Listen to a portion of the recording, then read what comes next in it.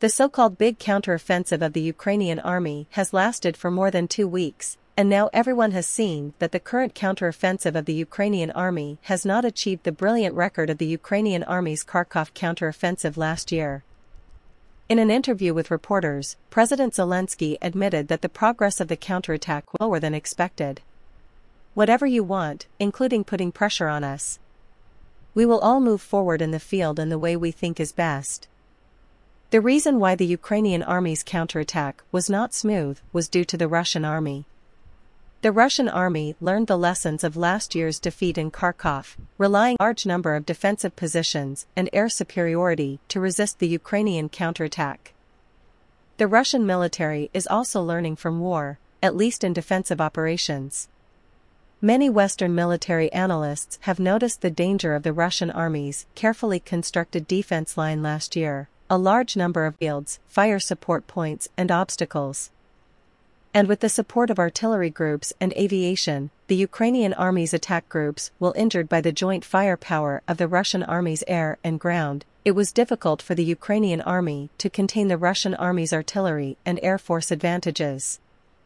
The effect of the Ukrainian army's summer counteroffensive was not as good as expected, which disappointed some people who supported Ukraine. The reason also lies in the Ukrainian army itself and Western supporters, although the Ukrainian army's performance was very heroic and resourceful.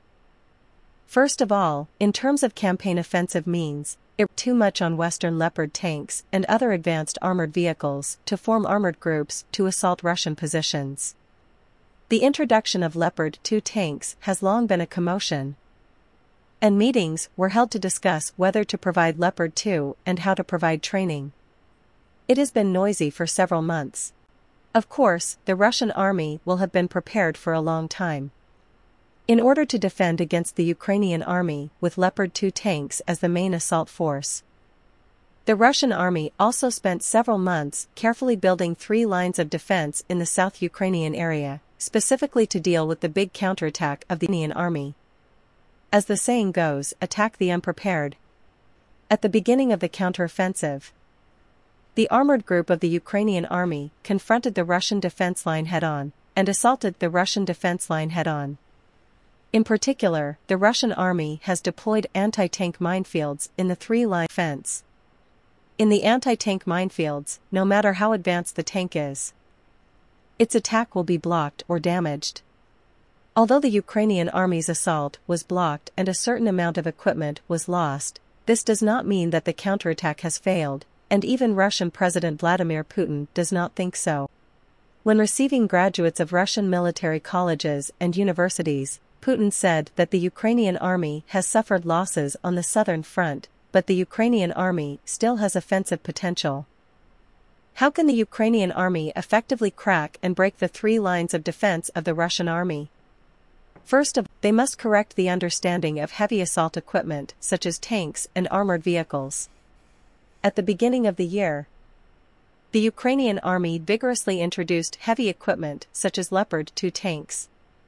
Probably the main purpose was to deal with the cannon fodder tactics adopted by the Wagner Group.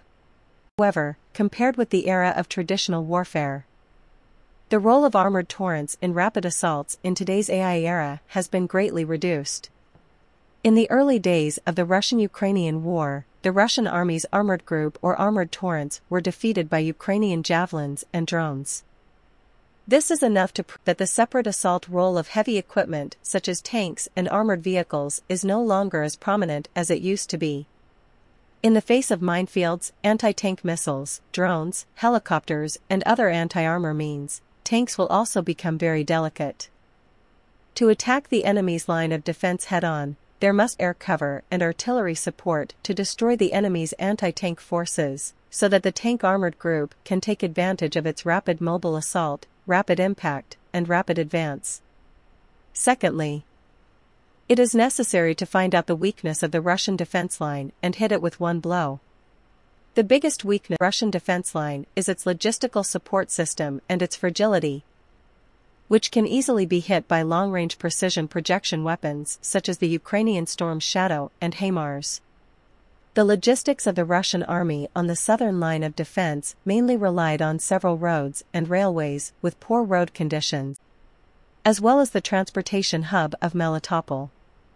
The Ukrainian army can find a way to cut off this logistics supply line, ask the West for more long-range ammunition assistance, and ask for more long-range missile support, including asking the West to provide missiles with a range of 200 kilometers.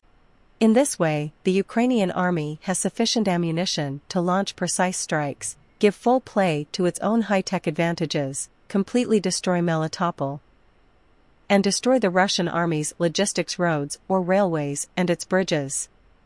The Ukrainian army can also change their minds and break of thinking. For example, during World War II, France's Marchiot line of defense was impenetrable, but Germany's army was unconventional thinking. They marched into Belgium and bypassed the Marchiot line of defense. Now the 3 lines of defense and minefields deployed by the Russian army on the southern front are really hard to chew on. Of course, the Ukrainian army can also adopt unconventional thinking or change their thinking ways. If possible, they could try to bypass the Russian army's defense lines or minefields and go straight to Melitopol or other places. Or, take the time to clear mines and Georgia army carefully, and at the same time use long-range strike precision weapons such as Storm's Shadow and HIMARS to continuously attack the hinterland traffic arteries of the Russian defense line when necessary. They can also blow up the Kerch Bridge and destroy the Russian army's logistical supplies, eventually destroyed the combat psychology of Russian officers and soldiers, leading to the collapse of their combat will, just like the collapse that occurred in the Battle of Kharkov last year. Of course, if possible, Ukraine should be allowed to use any weapon to attack equipment, armed personnel, munitions warehouses, transportation points, etc., on the Russian mainland, so that it can defeat the Russian army with twice the result with half the effort. The Ukrainian army is not allowed to use NATO weapons to attack the Russian mainland. This is a great constraint on the Ukrainian army and will not help defeat the Russian aggressor army relatively quickly. Here is Zhuzheng talking military. Welcome to watch, comment, and subscribe.